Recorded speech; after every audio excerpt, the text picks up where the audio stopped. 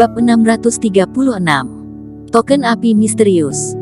Si botak tiba-tiba menjerit histeris dan seketika bahunya mulai mengeluarkan darah segar.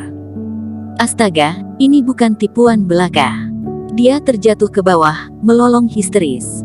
Kuberitahu kalian, pesawat hari ini milik kami. Pria itu kembali menangkap seorang pramugari, lalu berteriak sambil menunjuknya, kami tidak ingin membunuh orang, jadi lebih baik kalian bekerja sama. Buka pintu kokpitnya. Apa yang ingin kalian lakukan? Kata pramugari sambil memberontak. Beritahu kantor keamanan kota G untuk lepaskan bos kami, atau tidak semua penumpang yang ada di pesawat ini mati. Apa tidak repot harus menghubungi kantor keamanan? Erikin tercengang, dia tidak menyangka hal ini masih ada hubungannya dengan kantor keamanan. Kemudian, Erikin memperhatikan di saat pria ini sedang berbicara, Angela telah menyelinap ke belakang dua orang. Sepertinya, berniat untuk mengeluarkan serangan.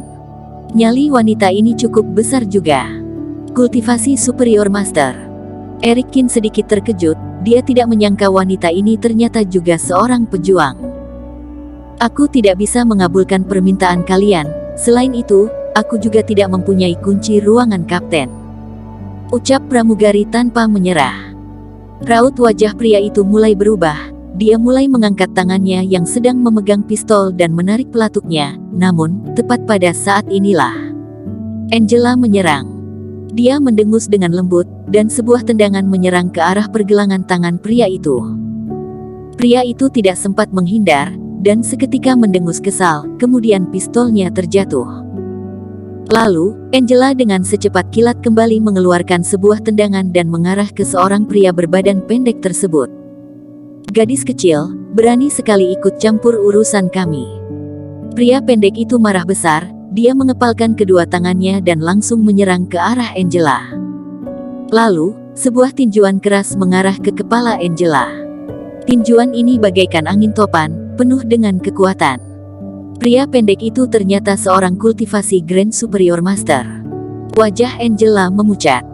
Pukulan ini sulit untuk dihindari oleh Angela, namun jika tidak terhindari olehnya, maka dia pasti akan merenggang nyawa di tempat. Tapi, tepat pada saat ini, seseorang mengulurkan tangan dari samping.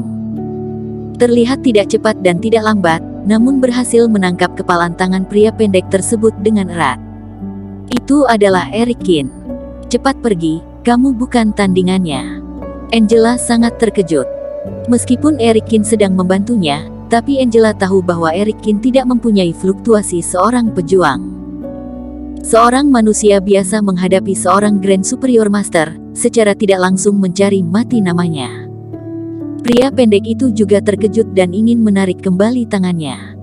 Tapi, telapak tangan Erikin juga mengeluarkan sebuah kekuatan besar. Kamu juga seorang pejuang.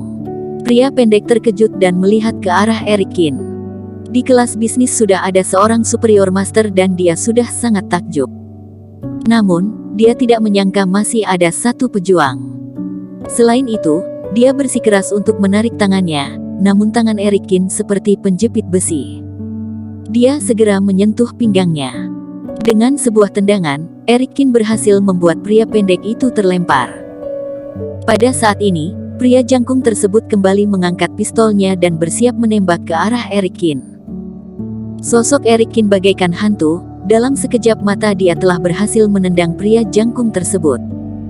Kedua orang ini seperti manusia piramida yang tumbang, lalu pingsan tak sadarkan diri.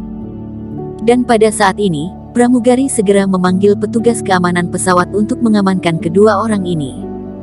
Melihat Erikin yang telah membereskan dua orang hebat ini dalam sekejap, mata Angela membelalak, wajahnya penuh dengan ekspresi kaget. Dia mengira dirinya yang telah kultivasi sebagai seorang superior master ini sudah cukup hebat, tapi apa yang telah dipertunjukkan oleh Erikin ini malah jauh berkali-kali lipat dari kekuatannya. Tuan, dan juga Nona, aku mewakili seluruh awak pesawat ingin mengucapkan terima kasih kepada Anda sekalian. Pramugari mendekat dan mengungkapkan rasa terima kasihnya. Jika bukan karena Erikin dan juga Angela, maka semua orang yang ada di atas pesawat ini pasti dalam bahaya. Para penumpang tidak apa-apa, kan? Tanya Angela. Dua orang ini berasal dari kelas bisnis, dan penumpang kelas ekonomi tidak tahu menahu. Ujar pramugari. Sialan. Pada saat ini si botak memegang bahunya. Pramugari itu baru menyadari bahwa bahunya telah terluka, dan ingin segera membantunya untuk membalut luka tersebut. Namun, si botak langsung mendorong pramugari tersebut hingga terjatuh. Yang membuat semua orang terkejut adalah, si botak berjalan dengan penuh amarah ke hadapan Erikin. Kalian berdua bajingan. Si botak menuju ke arahnya dan juga Angela dengan raut wajah marah. Kalian mempunyai kekuatan, tapi kenapa tidak turun tangan sejak awal? Membuatku terluka saja. Si botak tampak sangat marah, lalu berkata, apa kamu tahu berapa harga bahuku? Sialan, kalian berdua memang bajingan. Tuan, tolong sopan santunmu. Kedua orang ini juga penumpang, mereka tidak punya tugas untuk melindungimu. Selain itu, mereka sudah membahayakan nyawa mereka sendiri untuk menyelamatkan kita semua. Petugas keamanan sudah tidak tahan dengan sikap si botak. Pokoknya, kedua orang ini sampah, bajingan, membuatku terluka. Si botak melontarkan caciannya. Pada saat pembajak pesawat ini ada, si botak ini pura-pura mati. Dan sekarang setelah telah ditaklukkan oleh kedua orang ini, dia segera keluar dan memaki orang. Kebaikan dibalas dengan air tuba. Lebih baik kamu sopan sedikit denganku, atau tidak, aku tidak akan segan-segan menyerangmu. Raut wajah Angela mendingin. Hehe, bocah tengik sepertimu ingin menyerangku. Dari awal aku sudah tahu kamu ini seorang wanita murahan, kasar terhadapku, dan menggoda pria gigolo itu. Angela sangat marah dan hendak menyerangnya. Tapi, Erikin tiba-tiba menarik tangannya. Coba kalian lihat, dua penjahat ini kembali beraksi. Erikin menunjuk ke belakang kerumunan. Penjahat itu telah bebas. Semua orang terkejut dan segera menoleh ke belakang. Dan pada saat ini, Erikin mengeluarkan tamparan petir. Si botak yang masih belum tersadar langsung terlempar dan menghantam ke kabin pesawat.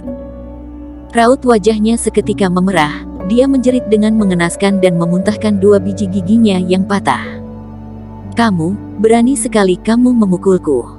Si botak menunjuk Erikin, ekspresinya sangat terkejut. Dirinya yang begitu terhormat kini ditampar oleh orang rendahan dari kota G. Petugas keamanan, tangkap dia memukulku. Ujar si botak dengan marah. Maaf tuan, aku tidak melihatnya. Kata petugas keamanan tersebut. Semuanya, apa ada yang melihat tuan ini memukul orang?